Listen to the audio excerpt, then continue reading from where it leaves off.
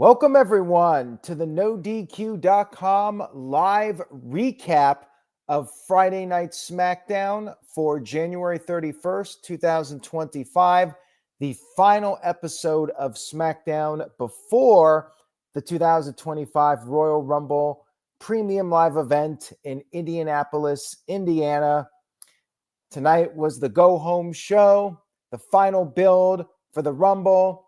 We opened up SmackDown with Michael Cole and Indy's own Pat McAfee. They did the show introduction, and then we had Joe Tessitore in the ring. He introduced Kevin Owens. Owens came to the ring. The titles were there. They were held up above the ring. Joe apologized that Owens was not getting fair coverage. Joe said this was Owens' opportunity to speak and state whatever was on his mind. Owens told Joe to take the apology and shove it up his ass. And then Owens grabbed the Winged Eagle title, said that he'll take the other one after he beats Cody Rhodes for it at the Royal Rumble. And then at this point, we had CM Punk make a special appearance on SmackDown. The crowd chanted, "Holy shit," because they got to see CM Punk. Punk brought up how the WrestleMania main event could very well be the two of them. Now, Owens said that there are 29 other guys that he likes more than CM Punk. Owens said, while he likes the idea of beating CM Punk's ass at WrestleMania, he loves the idea of Punk never getting to realize his main event dream. While Owens is a two-time WrestleMania main eventer. Punk congratulated Owens, said that there's other things that are different between them. One, CM Punk said that he's never lost 5 title matches at the Royal Rumble like Kevin Owens, never lost to Logan Paul, and then brought up how Owens takes shortcuts. Punk was wanting to fight, but of course, Kevin Owens declined and left the ring. This was a good segment. I agree with Matthew in the chat. They made a big deal out of this contract signing. Both men would have to relinquish the titles until the Royal Rumble, and then Kevin Owens just takes it back. Very weird. Also, I'm not sure if it's a good idea to bring up how many times Kevin Owens has lost. You're trying to build him up as a credible challenger, and then you talk about how he's lost 5 title matches at the Rumble. He's lost to Logan Paul. Makes the fans think that Owens doesn't deserve the title opportunity. It was a bit of an odd segment, but I liked the tease of CM Punk and Kevin Owens, even though I do not think it's going to happen. I like that we're getting that as a potential direction, just a little tease. Maybe one day we'll see them go at it, but my guess is it will not be at WrestleMania. I think this was more about filler and getting CM Punk on the go-home show and just trying to throw people off their direction for WrestleMania and make you think, well, maybe it's going to be Kevin Owens winning. Maybe CM Punk is going to win. Nice try, but I don't see Kevin Owens winning. I'm sticking with Cody Rhodes retaining his championship, and Kevin Owens will take yet another loss at the Royal Rumble. We had The Miz meeting up with general manager Nick Aldis backstage, and Andrade showed up, and a match was set up between Andrade and The Miz for later. We then had our first match of the evening, Jimmy Uso versus Carmelo Hayes. Now, this first hour of SmackDown was commercial free. I did want to take note of that. This was a good match. Carmelo did his pre-match promo, said Jimmy is the 2. Carmelo got in a lot of offense in this match, but then he had some words with Indiana Pacers player Tyrese Halliburton, and that allowed Jimmy Uso to take advantage. He hit the Samoan drop. Carmelo kicked out. Carmelo also kicked out of the super kick. Then, after the break, Carmelo came off the top with his own splash after blocking Jimmy's splash. Big Jim kicked out. And then Carmelo tried to win with his hand grabbing the bottom rope. However, Jimmy was able to reverse the pin and he got the 1-2-3 victory. Jimmy wins. Carmelo picks up another L. Match was good. It was a solid match. We had the Royal Rumble by the numbers video package, which is always a good one. I always enjoy these video packages. As far as I'm concerned, this hyped up the Royal Rumble better than anything else on this show. The video packages are always on point. WWE always does a great job. And yes, Melo missed again. Maybe this is an opportunity for Trick Williams to reunite with Carmelo and get Carmelo's career back on track. We'll see. We had Chelsea Green versus Michin for the Women's United States title. Before the match, Chelsea cut a promo, vowed to not only retain her title, but win the Women's Royal Rumble. Competitive match here. You had the outside interference from Piper Niven, but B-Fab was out there to even the odds. And after they traded some near falls, Chelsea tried to run, but Michin caught her, and then Chelsea was able to get over by the timekeeper's area. She grabbed a kendo stick and used it, causing a disqualification. Can't say I'm shocked. And then Michin was able to fight back with the kendo stick. This feud must continue, as Howard Finkel might say. Match was fine, but to me, I could have skipped this and missed nothing of importance. Not really interested in the feud. I'm ready for something else. Backstage, the women's tag team champions, Bianca Belair and Naomi, cut a promo, and they talked about how they are going to support each other no matter what going into the Rumble and WrestleMania. We'll see about that one. We also had a video package for Charlotte Flair, once again hyping up her return for the Royal Rumble. We had Damian Priest coming out to the ring for a promo, and he said that he was on Raw his entire career. That's all he's known. He went from being a nobody to a world champion, but he's no longer living in the past. He's moving on, and he's on SmackDown to win championships. He talked about how he's going to win the Royal Rumble, but then Jacob Fatu and Tama Tonga interrupted, and Jacob Fatu spitting on the mic as usual, wanting to know what Priest has done. Said that he says he knows what Priest has done, but he feels like Priest is not going to make a name for himself at the expense of himself, Jacob Fatu, and Tama Tonga. Fatu said that he's like a dog off the leash. He's on the gas, no brakes. And Priest didn't even want to talk. He just wanted to fight. He laid out Tama Tonga with the super kick, and then We had a brawl. It was 2-on-1. The odds were against Priest, but then LA Knight,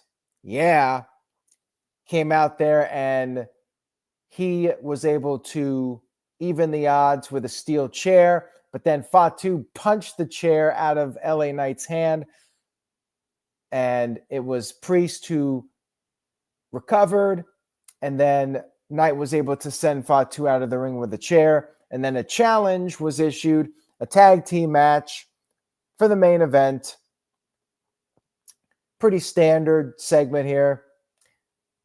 Then backstage, Motor City Machine Guns wanted to make sure that Los Garza, Angel Garza and Humberto, were working together with them for this 8-man tag team match. But Elektra Lopez said that Legado del Fantasma, they only look out for each other. And Angel said that if Motor City Machine Guns win the titles, they basically won an opportunity. So we had our 8-man tag team match, Pretty Deadly and DIY against Motor City Machine Guns and Legado del Fantasma. And for a while, Motor City Machine Guns and Legado were working well together. But then Sabin wanted a tag and Humberto was not tagging. So Sabin tagged himself in. Humberto did not like this. He shoved Sabin. Legado del Fantasma took off. Sabin was all by himself. But then Ciampa accidentally kicked Prince. Wilson went to check on Prince, and then Sabin was able to take advantage and pin Ciampa. You know what that means. Champs retain. I was already going with the champs to retain, but it's even more obvious now with Motor City Machine Guns picking up the momentum heading into the Rumble. Match was fine. Basically filler leading into the pay-per-view. And then backstage, DIY was venting to Pretty Deadly. Pretty Deadly said, DIY, they are on their own at the Royal Rumble. Somehow, some way, I think DIY is going to find a way to pull off the victory. We had Tyrese Halliburton talking to Michael Cole and Pat McAfee. This went on for a little bit. And then we had a Cody Rhodes and Kevin Owens video package. Another very good video package using a new Papa Roach song. Good stuff here. I liked it. The video packages, like I said, as far as I'm concerned, these were more effective at building up the Royal Rumble than the actual matches and segments on this show. We had Liv Morgan one-on-one with Naomi. And Raquel was out there. She was interfering, providing the distractions. But then later in the match, Bianca Belair knocked Raquel off the apron. And then Liv Morgan was able to dodge the split-legged moonsault. She went for a pin, but Naomi was able to reverse it. And Naomi got the 1-2-3 victory over the former women's champion, Liv Morgan. Unfortunately, now that Liv is no longer the champion, she's back to taking pinfall losses. I hope that maybe Liv and Raquel will get the tag team titles at some point and do something with them. Naomi picks up momentum. Yeah, I was very much indifferent to this match. Didn't really care about it too much. I hate to say it. Because I like everybody involved. I'm just not invested in this current storyline. There's really not much with these two teams. It's more about the Jade Cargill conclusion and where that's going. So until we get something with Jade Cargill, I'm not really interested in what's going on. I want to see the the end result of this Jade Cargill storyline and who the attacker was and all that stuff. Let's get to that already. And there was an attack after the match, so Liv Morgan got her heat back, I suppose. We then had The Miz versus Andrade. I didn't really care about this match too much. Miz is in the position he's in, and even on the new brand, he's basically just putting over other people. He did bust out a flying head scissors, so he was doing a little bit of lucha, good lucha things. And Andrade did some of his signature moves like the springboard moonsault. And it was back and forth for a bit, but then Andrade picked up the win with the spinning elbow. I'm not really surprised. I know Matthew said he was, but when the Miz is in there, the Miz is typically taking the L and putting over somebody else. I mean, that's his role. He knows his role, and he does not shut his mouth. He continues to run it. Backstage, Santos Escobar was offering the services of Legado del Fantasma as backup to Damian Priest, but Damian Priest turned it down. Not interested in running with them, so I guess we'll see these guys feud at some point. Zelina Vega, actually, before I get to Zelina Vega, I forgot to mention this. This was one of the highlights of the show. Damian Priest ran into R-Truth, and R-Truth thought he was on Monday Night Raw, and he even said that he saw Adam Pearce with hair and a British accent. Priest was just rolling his eyes at this. Then LA Knight had some words with Priest. They agreed to work together, but of course, at the Royal Rumble, it's every man for themselves.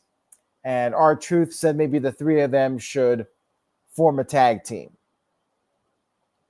Then Zelina Vega confronted Tiffany Stratton backstage and teased that she's going to win the Royal Rumble. Ha ha, yeah, right. We had Tiffany Stratton come into the ring for an interview with Michael Cole and Pat McAfee. And then Candice LeRae interrupted. Pretty much no crowd reaction to her.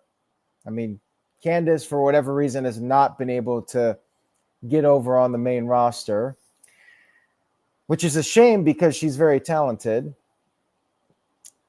Candice said that Tiffany Stratton was jealous that Nia Jax chose Candice over Tiffany.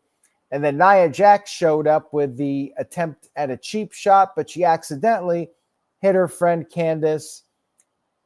However, despite hitting Candice, Nia was able to regroup, and she took out Tiffany Stratton with the pop-up headbutt and finished her off for the time being with the Annihilator. So yeah, Nia Jax gets that momentum heading into the Royal Rumble. Segment was fine, pretty standard.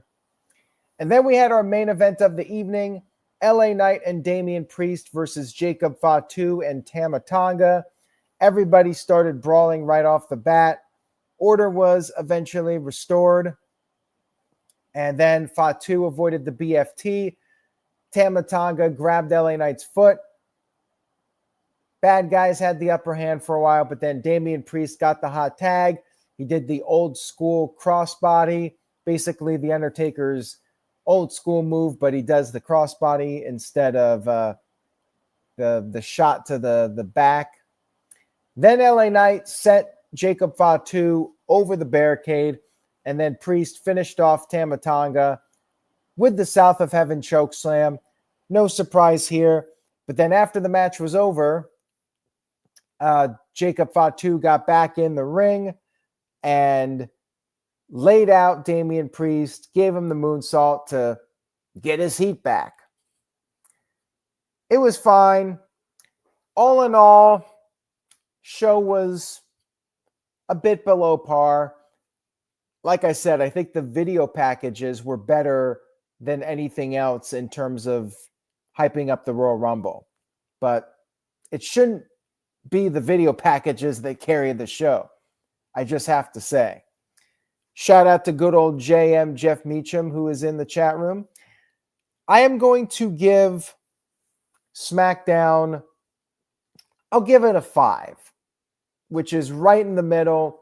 average mid-show. I would have gone with a 4, but because CM Punk showed up in the beginning, they had a pretty good segment. I'll bump it up to a 5. I mean, CM Punk showing up was really the only memorable thing on the show. Everything else was forgettable. Rumble buildup was decent, but that's because of the video packages. I didn't think that the other segments really did much. You know, it was very standard WWE segments. Largely forgettable SmackDown. Right in that middle area, 5. 5 out of 10. The 3-hour SmackDowns continue to drag. I was watching this and, you know, right at about 9 o'clock, I'm like, okay, good, only an hour left. And then I was reminded, no, SmackDown is 3 hours. And I was like, ugh. So I'm still dreading these 3-hour shows, and I'm hopeful that pretty soon we'll get back to the 2-hour SmackDowns. Anyways, that's all for now. We got the Royal Rumble. I will be back after the Rumble Premium Live event right here on the NoDQ.com channel. NoDQ.com/YouTube is the direct link. Will take you right to the YouTube channel. Please consider subscribing if you haven't already, and tell a friend. Spread the word. NoDQ.com live coverage of the Rumble. I hope you guys enjoy it, and we have a great show. I mean, this could be one of the all-time great Royal Rumbles. Hopefully WWE doesn't disappoint. Record-breaking crowd for the Rumble. Over 65,000 fans in Indianapolis. An amazing number for WWE. Hopefully they can live up to expectations. Enjoy the Rumble, everybody. Have a great weekend. Say yes to NoDQ.com, and I will see you all next time.